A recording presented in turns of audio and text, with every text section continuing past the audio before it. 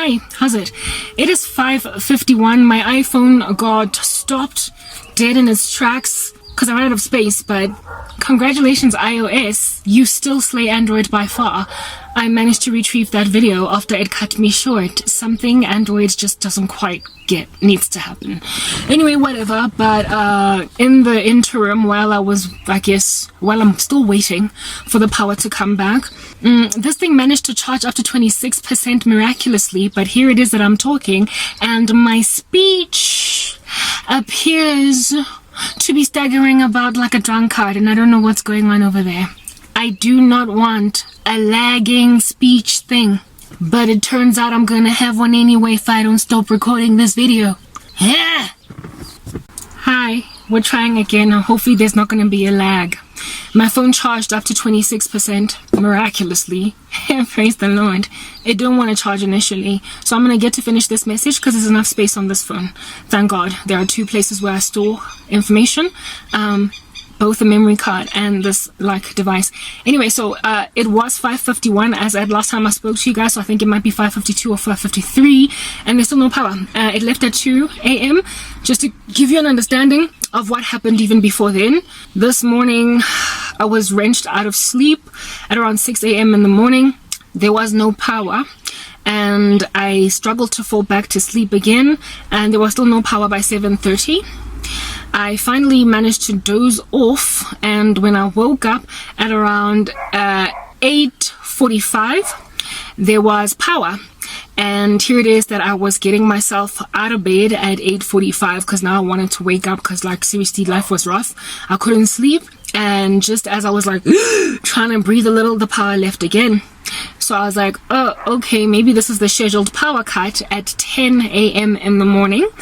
So I waited nicely like a child, waiting for their parents to pick them up from school in all of their irresponsibilities, since they did not pick me up straight after school for 12 p.m. for the power to be restored, and the power came back miraculously before then. It came at 11:46 or something, strange arbitrary hour, and I was like, okay, all right. Based on when the power left in the wee hours of the morning, but when I woke up, I assumed there was a power cut from 6 to 8. So I assumed that was the one that was scheduled. So I figured that maybe, just maybe, if that was the one that was scheduled, there'll probably be a power cut at 2 p.m. to 6, because they have got to 4, because they've got a 6-hour interval in between. Indeed, my guessing out of my finger or my thumb, out of my pinky finger or my thumb was correct. And again, against my will, I wish it was not the case. I guessed right that the rightly scheduled power cut was the one from 6 to 8. Okay, and that the one that happened at 10 was just the system choking like a geriatric with emphysema. Okay, so the power left at 2. I expected that since we're at the stage 6 of load shedding, whatever that even means, who cares to figure it out, that the power will be back again at, 4. Well, it's 5:50 something, and not 4, from 12, sorry. Yes, 2 to 4 was when the power was supposed to come back, 4 p.m. Yeah, no, the power did not come back. Right now it is 5:50 something. It's almost 6 p.m. So this one is lingering a nice 4 hours. So South Africa has reached a brand spanking new low, where never mind enduring us through one 4-hour power cut every so often, it turns out now that they do them twice a day too. I told you, we're headed for 24 hours. We're headed for a scheduled 24-hour outage. Scheduled, as in, it's in the roster. So it's not a mistake, it's not cable theft, it's not something is burning at the power plant or whatever. This is what it is, you guys, just deal. And these random buffoons don't think there's going to be a civil unrest. These random cantankerous onions that make everybody want to cry, imagine for the life of them that there's not going to be some kind of a revolution. This has always been the kind of stuff that causes a stir up on the ground by people. When the peasants of the country are struggling to eat, now they're also struggling to be in the electric. You must understand there's going to be a war. When you mess with the majority of a people group on the ground, you are naive sitting there all loftily with your solar panels or your generator power to anticipate that people are just going to take this rubbish in their stride. I told you guys, Cyril Ramaphosa is headed for the position or the status or the general ominous life disposition of that Sri Lankan president Oki that was kicked out of his like house and stuff, and people swam in his pool and they ate out of his kitchen fridge and what have you, because he was just not catering to the needs of the people on the ground while he was getting all fat. Indeed, he did have one such thing. Umkhaba. Kaya ka tlhaloganya hore president ya lona enough money go pala in a couch to give, I don't know, perhaps 20 South Africans solar panels, if not 40 or maybe 100 South Africans solar panels. Yeah, that dude does not know what it's like to struggle the way that you're struggling, and indeed he is just that. Fat. Gesdodla. Ndikoboto South Africans, because you've made yourself spiritually ugly. Being acquitted, and you are too lazy, lethargic, twisting around on your bed, okay, unprepared to fight for your country. Well, I'm leaving you. President Yalona Esdodla Lidi Gobo faces Salona Gaufela Yaletlogela. You have made yourselves unpleasant in the sight of Emmanuel. You are no longer pretty, and for those reasons you are being dumped by the proverbial girlfriend. I'm done. Give it. Mara before gifetsa, go. Now that can a little more than enough space and I get loader over the situation. America. Hey, listen up, America. Alright, since that is the language that you understand. There is no way under heaven that you can prevent the redemption or the healing of countries across the world. Two. Do you understand? We get, like, you want to shoot yourself in the foot, do it. You want to go and derelize your own economy, do it. You want to go and decimate your own ecosystem, do it. But you don't get to make everybody else suffocate under the thing that you are doing. America. Okay, correction, I gotta speak English. Help me help you explain, dear Americans, why it is that you are in trouble. Okay, you already know you're in trouble. You don't need understanding in that regard. Your church is suffocating. In the previous part, I was speaking about Isaiah Robin and how it is that they banned him for a week on YouTube because he spoke out against, no, not the vaccine, no, not the President of the United States, no, not the LGBTQIA plus community, no, not the World Economic Forum, no, nothing against climate change, no, but he spoke out against Beyonce.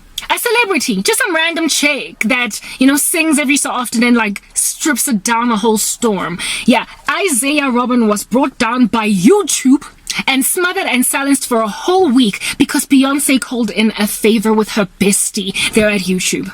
So when then content creators are being smothered in their freedom of expression because they did what people generally do with celebrities, gossip. Like, celebrities put themselves in social media. They put themselves in the world out there that people might indeed rap on about them. Whether it's good, whether it's bad. Positive or negative commentary is apparently good PR for celebrities. Whether people speak negatively or badly about you, for celebrities, they don't care because it's all PR. It's all pushing their name out there. They're known for doing strange, ominous, eerie things in social media platforms or anywhere else it is that they go because they want people to talk. So when then celebrities are succeeding to silence Christians, my goodness, it turns out that celebrity gossip is now also surveilled. You cannot say anything about Beyonce or whoever it is that has got these powers and these strings that they can pull.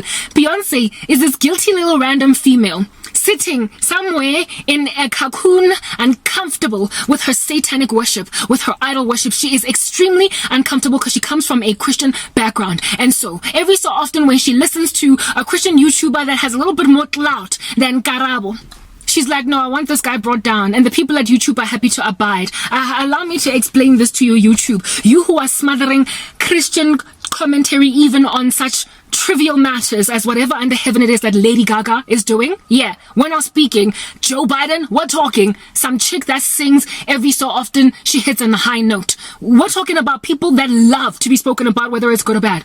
And they are not political figures.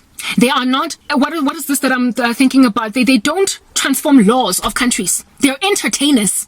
When people can't comment on entertainers, when you can't diss a celebrity, they put themselves out there so people can talk about them. When you can't mock a celebrity for the bad outfit she wore, when you cannot do any such thing, it's over for you. How arrogant then is a social media platform like YouTube when they are not only smothering Christians on commentary about things that are apparently taboo, medical misinformation, or this kind of information because it's a hate crime or whatever, but when they're doing what the world loves to do with celebrities, just gossip, when Christians cannot comment on what a celebrity is doing, you have reached a height of censorship and of burning of Bibles. You have reached a height of Christian persecution that is similar to that of the Dark Ages, where Bibles were banned, people couldn't own them, and if they found you with one, you would get arrested and then martyred, killed.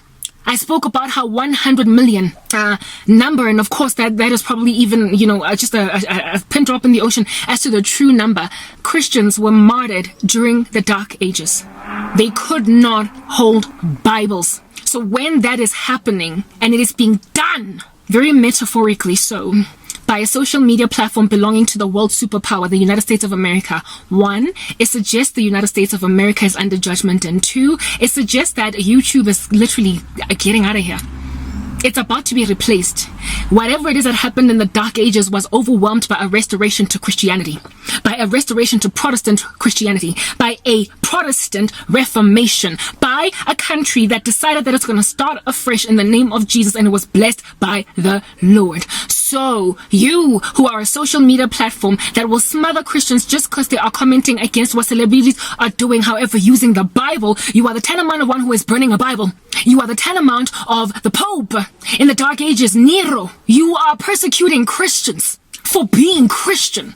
This is not commentary against the virus. It is commentary against a person who put herself and her entire life in front of everybody that they might mock it or not, because she's a celebrity, and you brought a man down for a week for speaking out. No, not against Joe Biden. I shall say that again, but Beyonce. We're at the end. Next part.